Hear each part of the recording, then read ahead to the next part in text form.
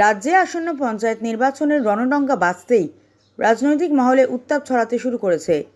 এরই মাঝে হাইলাকান্দি জেলায় নির্বাচনী প্রস্তুতি জোরদার করে তুলেছে এনডিএর শরিক দল অসম গণ পরিষদ অগপ। শনিবার থেকে দলের জেলা কার্যালয়ে দলীয় প্রার্থীদের মনোনয়নপত্র গ্রহণ প্রক্রিয়া শুরু হয়েছে। এই উপলক্ষে আজ এক সাংবাদিক সম্মেলনে দলের নির্বাচনী প্রস্তুতি নিয়ে বিস্তারিত বক্তব্য রাখেন হাইলাকান্দি জেলা অগপ সভাপতি আবুল ফজল বড়ভূইয়া। তিনি জানান, আসন্ন পঞ্চায়েত নির্বাচনে বিজেপি অগপ জোট হাইলাকান্দি জেলা পরিষদ সহ জেলার 5টি আঞ্চলিক পঞ্চায়েতে দখল করবে বলেই দলের বিশ্বাস। দুর্নীতি ও ভ্রষ্টাচারের বিরুদ্ধে জনগণের রায় তাদের পক্ষেই যাবে বলে তিনি আশা প্রকাশ করেন। ফজল বলেন, আমরা দৃঢ়ভাবে বিশ্বাস করি এনডিএ নেতৃত্বে বিজেপি অগপ মিত্র জোট এই নির্বাচনে রাজ্য জুড়ে চমক দেখাবে। রাজ্যের মানুষের আস্থা ও সমর্থন আমাদের সঙ্গে রয়েছে।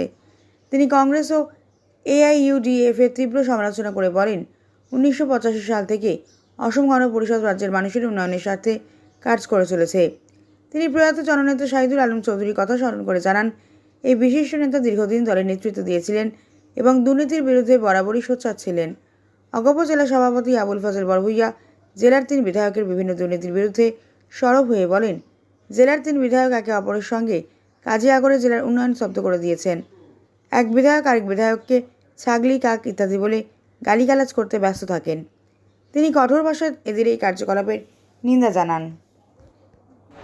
আপনারা নিশ্চয়ই জানেন যে অসম গণ পরিষদ দলের সম্মানিত সভাপতি তথা আসাম সরকারের মাননীয় মন্ত্রী শ্রী অতুল বরা মহাশয় এবং ভারতীয় জনতা পার্টির প্রদেশ সভাপতি তথা রাজ্য তথা লোকসভার সম্মানীয় সাংসদ শ্রী দিলীপ শইকিয়ার মধ্যে ভারতীয় জনতা পার্টি এবং অসম গণ পরিষদ দলের একটি মিত্রতা গত 30 তারিখ সম্পূর্ণ হয়ে গিয়েছে এবং সেখানে যার মার্গদর্শনে সেই সভা অনুষ্ঠিত হয়েছিল আসামের সর্বকালের সর্বশ্রেষ্ঠ জনপ্রিয় মুখ্যমন্ত্রী তথা ইন্ডিয়ান নেতা ডক্টর হিমন্ত বিশ্ব শর্মা মহাশয় সেখানে উপস্থিত ছিলেন। সেখানে আমাদের জেলা সভাপতিগণকে দায়িত্ব দেওয়া হয়েছিল যে 4টি নির্দেশিকা আমাদেরকে দেওয়া হয়েছে। সেই পরিপ্রেক্ষিতে আমরা এই 4টি নির্দেশিকার পরিপ্রেক্ষিতে এবং দলের অসম গণ পরিষদ দলের সম্মানিত সভাপতি এবং ভারতীয় জনতা পার্টির সম্মানিত সভাপতিগণ আমাদের অসম গণ পরিষদ দলের সম্মানিত সভাপতি লোকসভা ভিত্তিক দায়িত্ব দিয়েছেন এবং ভারতীয় জনতা পার্টির সভাপতি জেলাভিত্তিক ইনচার্জ এবং কো-ইনচার্জের দায়িত্ব দিয়েছেন। তৎসঙ্গে আমাদের অসম গণ পরিষদ দলের সম্মানিত সভাপতি শ্রী অতুল বরা মহাশয় আমাদেরকে জেলাভিত্তিক দায়িত্ব দিয়েছেন। আমাকে হাইলাকান্দি জেলায় নির্বাচনী সেই বৈঠক চৌথ যেটা বৈঠক হওয়ার কথা জেলাভিত্তিক, সেটা করার জন্য আমাকে জেলাভিত্তিক দায়িত্ব দেওয়া হয়েছে। আমার সঙ্গে দেওয়া হয়েছে শোভন সিং মহাশয়, কেন্দ্র কমিটির সাংগঠনিক সম্পাদক। সেটা আমরা গতকালকে ভারতীয় জনতা পার্টির জেলাভিত্তিক যাকে দায়িত্ব দেওয়া হয়েছে আমাদের হাইলাকান্দি জেলার মাননীয় গার্জেন মিনিস্টার তথা বিজেপির নির্বাচনের ইনচার্জ শ্রী কৌশিক রায় মহাশয়, কো-ইনচার্জ সুব্রত ভট্টাচার্য মহাশয় এবং ভারতীয় জনতা পার্টির হাইলাকান্দি জেলা সভাপতি কল্যাণ গোস্বামী এবং ভারতীয় জনতা পার্টির হাইলাকান্দি জেলার প্রাক্তন সভাপতিগণ এবং আমার হাইলাকান্দি জেলার পক্ষ থেকে আমি উপস্থিত ছিলাম, শোভন সিং মহাশয় উপস্থিত ছিলেন, আমার যুব পরিষদের সাধারণ সম্পাদক উপস্থিত ছিলেন। আমরা আমাদের জেলা অসম গণ পরিষদ দল যেখানে সাংগঠনিক শক্তিশালী অবস্থানে আছে সেখানে আমরা আমাদের জীবভিত্তিক আঞ্চলিকগুলো তুলে ধরেছি। আঞ্চলিক পঞ্চায়েতে আমরা যেখানে অংশগ্রহণ করব এবং জেলা পরিষদ যেগুলোতে অংশগ্রহণ করবো সেগুলো তুলে ধরেছি। তো আমাদের সেগুলো চূড়ান্ত হওয়ার পথে আছে, সেগুলো চূড়ান্ত হয়ে যাবে।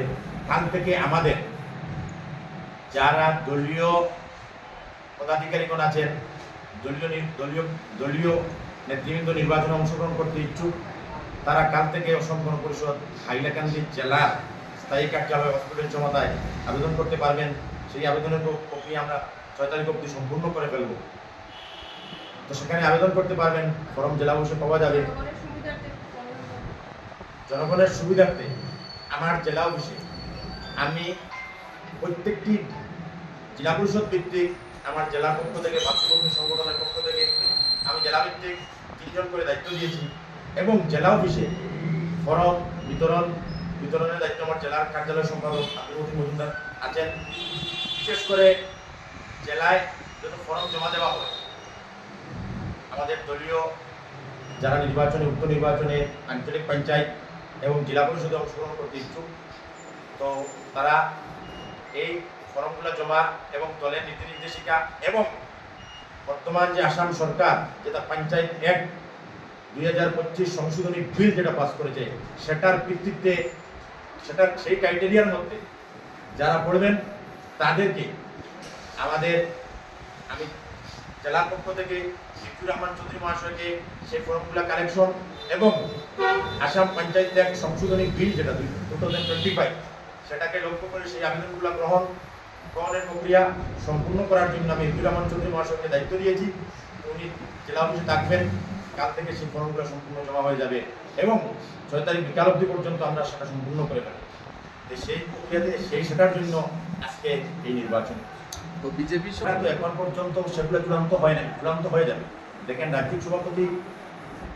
বিজেপির রাজ্যিক সভাপতি মহামান্য শ্রী দিলীপ সুইকিয়া মহাশয় এবং অসম গণপরিষদ দলের সম্মানিত সভাপতি তথা আসাম সরকারের মাননীয় মন্ত্রী শ্রী অতুল বরার স্বাক্ষরিত অনুমোদন প্রাপ্ত সেটা আবার করে আমরা চূড়ান্ত হয়ে যাবে। তার ভিতরে আমাদের দলীয় যারা আছেন তারা কালকে থেকে ফর্ম গ্রহণ করবেন এবং সেখানে আবেদন করতে পারবেন। সেই আজকের দিনে আপনাদের মিডিয়ার মাধ্যমে আমি একটা কথা বলতে চাই, আপনারা দেখবেন অসম গণপরিষদ দল 1985 সালে যখন আসামে অলরেডি সরকার গঠন হওয়ার পথে তখন আমরা হাইলাকান্দি জেলার মানুষ অসম গণপরিষদ দলের সাথে পরিচিতি লাভ করি। আপনারা জানেন নিশ্চয় হাইলাকান্দি মানুষ একজন বিচক্ষণ জনদরদী, জনতার আওয়াজ প্রদানকারী নেতা, জননেতা প্রয়াত মরহুম শহীদুল আলম চৌধুরীকে আলগাপুরের মানুষ নির্দল হিসাবে বিধায়ক বানিয়ে পাঠিয়েছিলেন এবং অসম গণপরিষদ দল উনাকে মন্ত্রিত্ব প্রদান করেছিল। উনি পরে অসম গণপরিষদ দলে জয়েন করেছিলেন। বরাক উপত্যকা থেকে তখন প্রতিনিধিত্ব করার জন্য অসম গণপরিষদ দলের কোনো বিধায়ক নির্বাচিত হন নাই, কিন্তু অসম গণপরিষদ দল হাইলাকান্দির মানুষ একজন যোগ্য প্রতিনিধিকে নির্বাচিত করে নির্দল হিসেবে পাঠিয়েছিলেন। কিন্তু অসম গণপরিষদ দল বুঝেছিল যে উনি সঠিক নেতৃত্ব দেবেন, কারণ 1985 সালে নীতিশ সুইকিয়ার আমলে যখন গোটা আসামের মধ্যে নির্যাতন প্রচণ্ডভাবে বেড়ে গিয়েছিল, মানুষের অধিকার পাচ্ছিল না, মানুষের মৌলিক অধিকারগুলো খাদ্য, বস্ত্র, বাসস্থান, স্বাস্থ্য, শিক্ষা এইগুলোর মধ্যে যখন নীতিশ সুইকিয়ার আমলের সরকারে যখন হস্তক্ষেপ শুরু হয়ে গিয়েছিল তখন মানুষ অতিষ্ঠ হয়ে আমরা অসম গণপরিষদ দল তখন প্রতিষ্ঠা লাভ করে নাই, তখন ছাত্ররা বৃহত্তর গণ আন্দোলন করেছিলেন এবং সেটাকে আসামের মানুষ সাড়া দিয়েছিলেন এবং 1985 সালে অসম চুক্তি রূপায়ণ হওয়ার পরেই আসামে শান্তি ফিরে এসেছিল এবং সেই শান্তির পরিপ্রেক্ষিতে আপনারা দেখেছেন কংগ্রেসের বর্বরতা নীতিশ সুইকিয়ার আমলে থাকে এমন নয়। আমাদের গভর্নমেন্ট 1985 থেকে আমরা তখন ভারতীয় জনতা পার্টির সঙ্গে আমরা মিত্রতায় ছিলাম, 96-এ আমরা ভারতীয় জনতা পার্টির সঙ্গে মিত্রতায় ছিলাম, তখন আমরা বিপ্লবের ভূমিকায় ছিলাম, আজকে আমরা ছোট ভাই ভূমিকায় আছি। তো এই আমাদের 2001 থেকে যখন কংগ্রেস নীতিশ সুইকিয়ার আমলে নির্যাতিত হয়েছিল, 2001 সালে তখন প্রয়াত নেতা মরহুম শহীদুল আলম চৌধুরী পৃথিবীর থেকে প্রতিনিধিত্ব করেছিলেন। 2001 সালের পরে হাইলাকান্দি জেলায় এমন অবস্থা ছিল, আপনারা দেখেছেন উগ্রবাদের সমস্যা, হাইলাকান্দি জেলায় মানুষরা নিজের ব্যবসা বাণিজ্য পর্যন্ত করতে পারে নাই। হাইলাকান্দিতে এমন সিচুয়েশন ছিল যেখানে মানুষ নিজেদের দৈনন্দিন জীবন পরিচালনার জন্য একটি হাঁস, একটি মুরগি করে সুরক্ষিতভাবে পালিত করতে পারে নাই, এমন অবস্থা ছিল কংগ্রেসের। আপনারা জানেন গ্রামের পঞ্চায়েত রাজের ব্যবস্থাটা এত দুর্নীতি অবস্থায় ছিল। আপনারা দেখেছেন কংগ্রেসের নেতৃত্বে 2001-এর পরে 2বার হাইলাকান্দি জেলায় পঞ্চায়েতের বোর্ড গঠন হচ্ছে। হাইলাকান্দি জেলায় প্রথমবার প্রায় 3বার রাহুল রায়ের নেতৃত্বে বোর্ড গঠন হয়েছে হাইলাকান্দি জেলায়। আপনারা দেখেছেন হাইলাকান্দির পঞ্চায়েতে 65 ভোট আত্মসাৎ হয়েছে। সেই